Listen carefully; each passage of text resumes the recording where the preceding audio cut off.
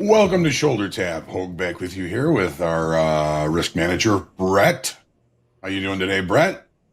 Doing great. Markets are shaking around a lot today and a lot of stuff going on, really. How are you?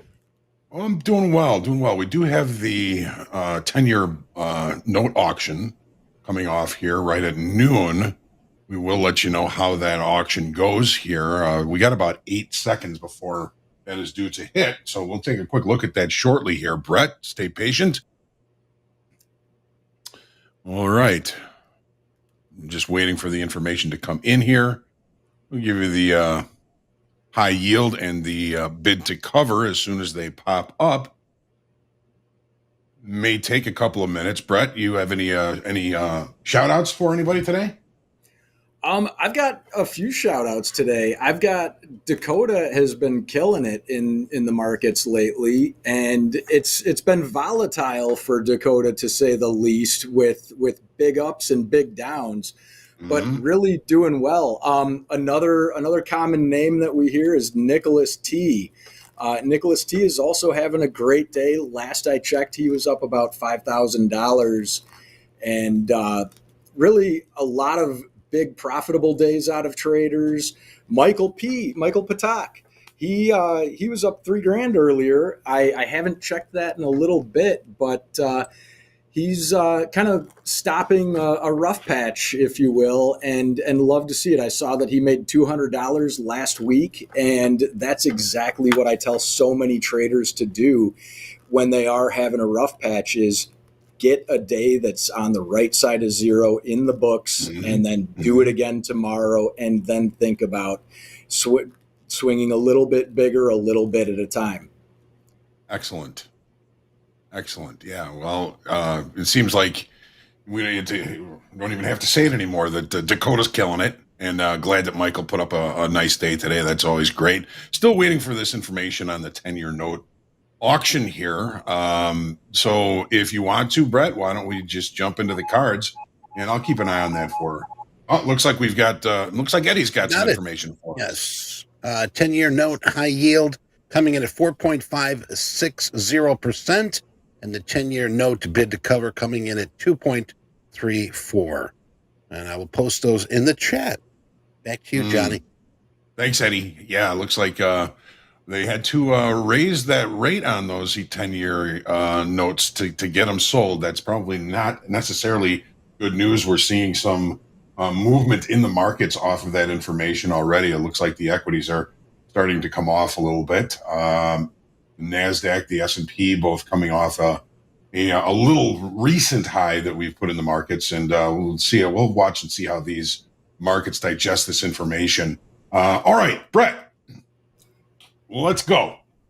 All right, I've got some great traders to discuss today. The first one being Michael C. Michael C. out of Dublin. I actually spoke with him on the phone just a couple of days ago.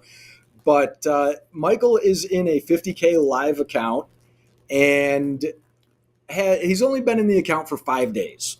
Mm-hmm. The XFA, he's done a great job of building that account slow, the express funded account. He's done a great job building that slowly and being consistent with the account, enabling him to earn this live funded account. And as all of our traders do, it's an earned account. You have to work for it. It won't always be fun. It's going to be work.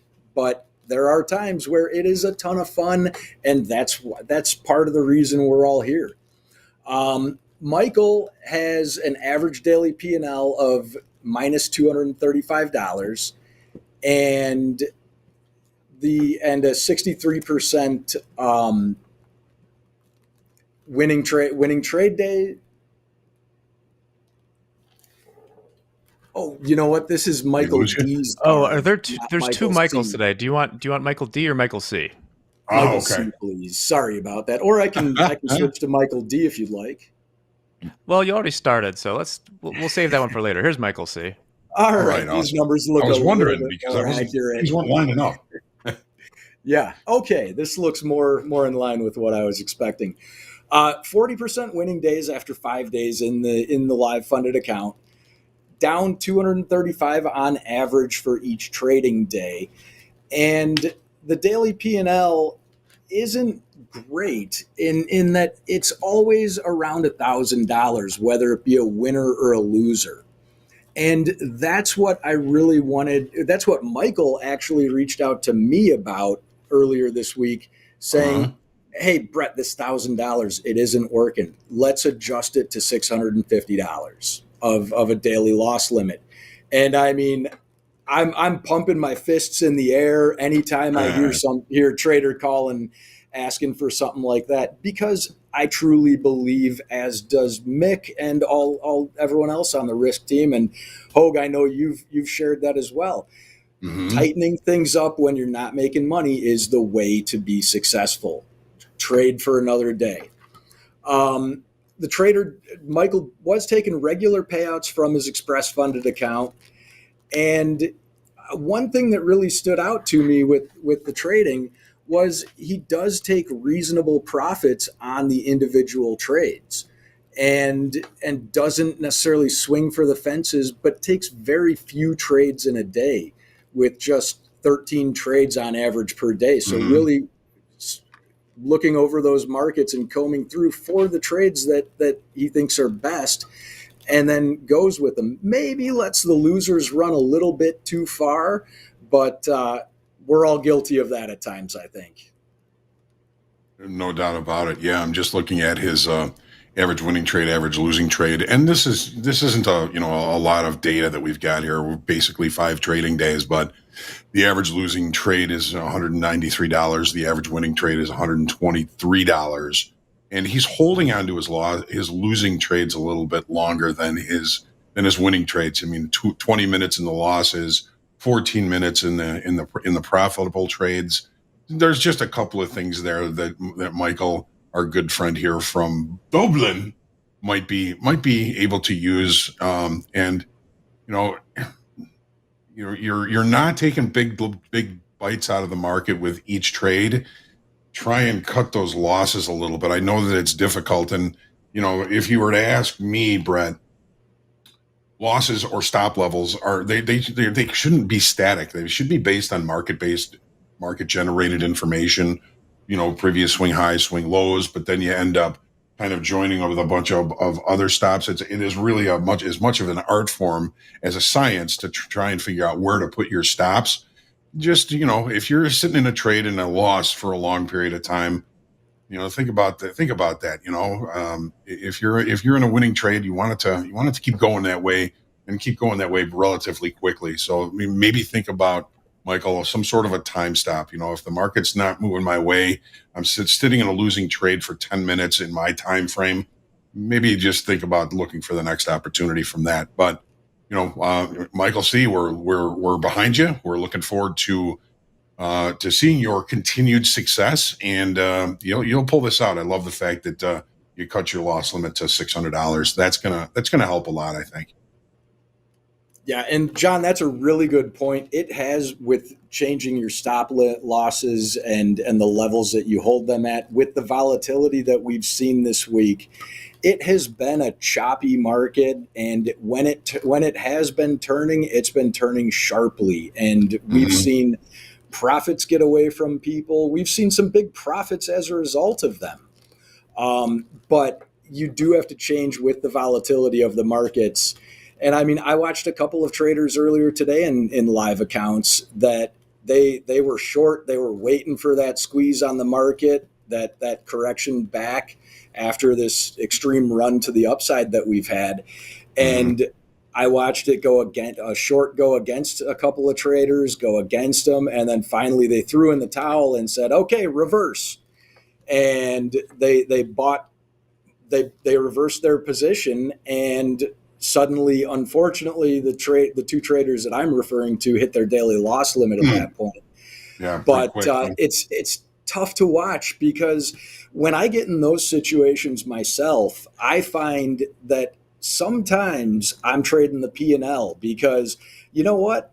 That red number is an ugly number. I want to get on the right side of zero. Sure. And sometimes being on the right side of zero isn't the most important thing. Sometimes the market gives you a chance to get out, and you just have to be smart enough to take it, which I know I've proven at times that I struggle to do that. Well, we all do sometimes. We all do, Brett. We all, Oh, yes. struggle with that from time to time. And so, all right. Well, what do we have next? Next up, we've got Kevin O. Kevin O. O. Indeed, the risk team reviewed Kevin O's express funded account yesterday, and the decision was made to call Kevin O up to the live funded account market. So, congratulations, Kevin, on that. Nice. Really excited to see your performance in the live markets. And one thing about Kevin, if you have his trade report up, John, that you'll notice is the winning trade percentage doesn't necessarily look too great at 34%. However, there's one extremely vindicating thing with that 34% win rate. The average win, and this is from Kevin's express funded account, his average profitable trade is $1,574. That is astronomical. Average losing trade is also reasonably astronomical, if I can say it that way. It's amazing. Minus 164. I mean, typically, and John, I think you almost did it while we were doing this episode. You'd almost scoff at, you only make money on a third of your trades. But then you see these numbers, and it's so easy to get excited. Yeah, that's amazing. I mean, what is that? That's like 15. 10 to 1. It's yeah. I mean, that's just amazing reward over risk. That if you have a reward over risk like that, you don't have to worry about your winning trade percentage. You're going to be making money. Kind of reminds me of Dakota a little bit. Like, Dakota will tell you. I mean, he loses probably 70% of his trades, but when he gets a good trade on, he really knows how to marry it and make the most out of it. So this is really good. Yeah.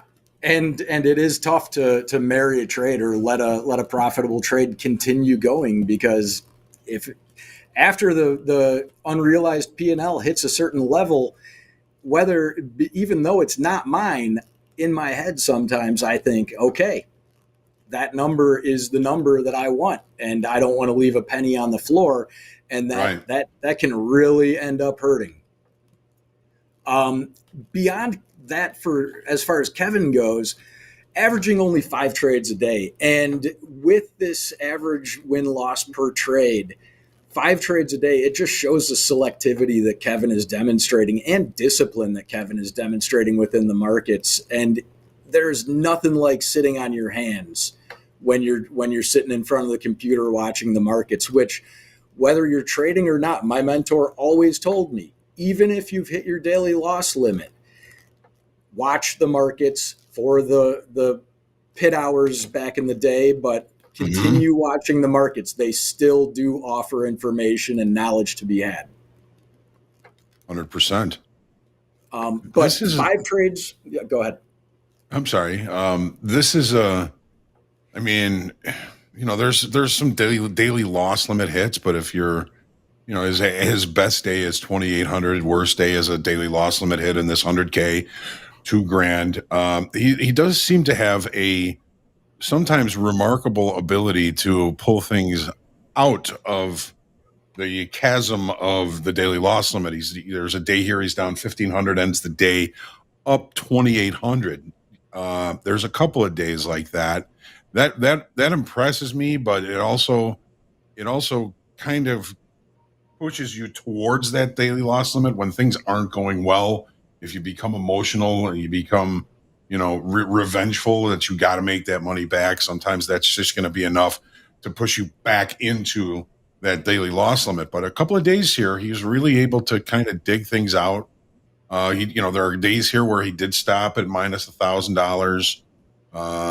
And here's another day. He's down 1,000. He ends the day up 1,600, up 1,700. He's trading the market. I don't think that Kevin is trading his P&L. I think he's trading the market, and just seeing the fact that he's only taking 5 trades a day, One day he traded. There were 10 trades. Started out down 1,000, ended up 1,600.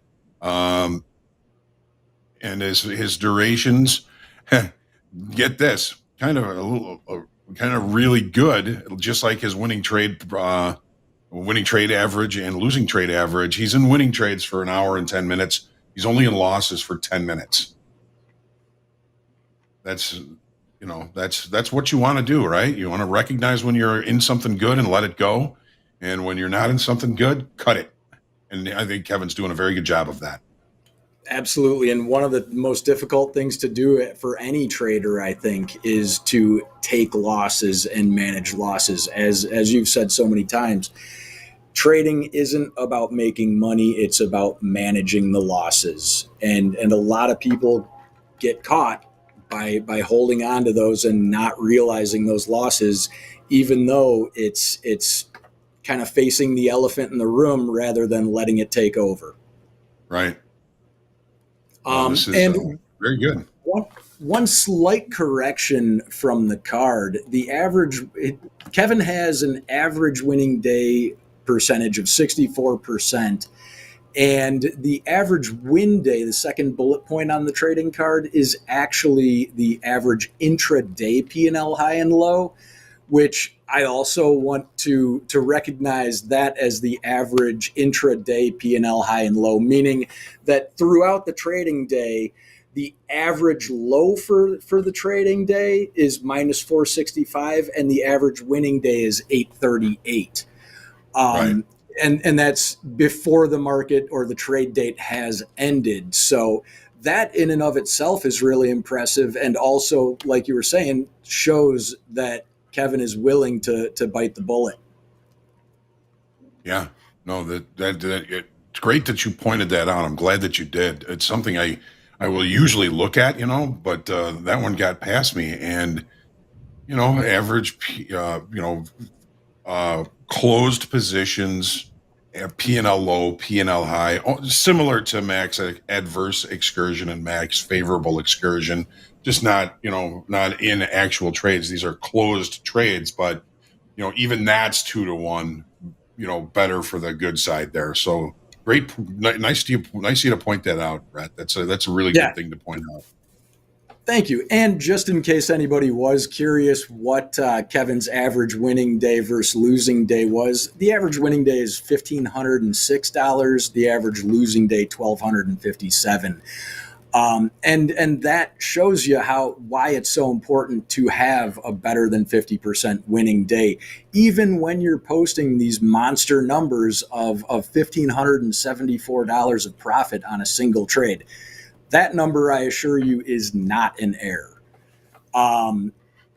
So excited to see Kevin move into the live markets, and we'll see. It's 100K XFA that's being pulled up, and really excited to watch it. Congratulations, Kevin. Very nice. Thank you. And moving on to the last trader that I have to talk about for today, it's Michael. Another Michael. This time Michael D. Michael D. Yes. Thank you so much, Jack. Michael D is in a 50K XFA and trading the S&P and the NASDAQ, and average daily P&L 228, and winning trade day and winning trade percent are both the same at 63. All of these traders today, including Michael D, they don't take a lot of trades in a day, which isn't an easy thing to do. Like I said earlier, after you hit the daily loss limit, that doesn't mean walk away from the computer. Keep watching, keep learning. Paper trade. Michael MP says it all the time. Paper trade, paper trade, paper trade. And there is benefit to it. Just don't only look at the ones that worked. It's almost more important to look at the ones that don't work. But getting back to Michael D, taking 8 trades a day and another 2 contracts per trade. Slightly above 2 contracts per trade, generally about 18 contracts on average per day. But one thing that stood out to me with Michael D. Was you'll see a gap in his trading. He in mid-May, Michael had a bit of a rough patch, I would call it, with a 3-day losing streak, and he lost a good bit of capital out of his account. However, it looks like, and I'm speculating here, but it looks like he took some time off and actually to the tune of a couple of weeks and came back very strongly. Posted a $5,000 gain on Friday of last week, and really has been doing a great job. And getting back on track after kind of reconfiguring and resetting.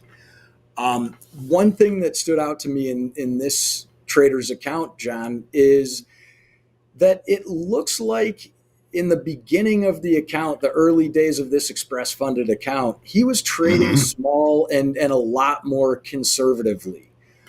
He wasn't having these big days of $5,000 early in the account.